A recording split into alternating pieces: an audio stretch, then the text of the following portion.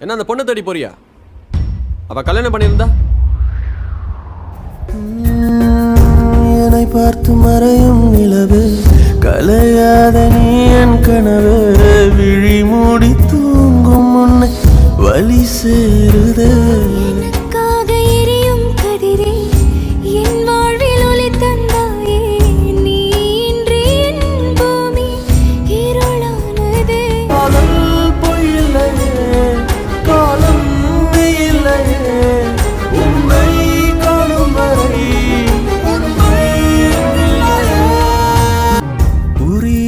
கவிதையில் பிழையா தவறுக்கு காதல் விளையா பிழையில்லா மனிதன் என்ற இறைவன் இல்லையா?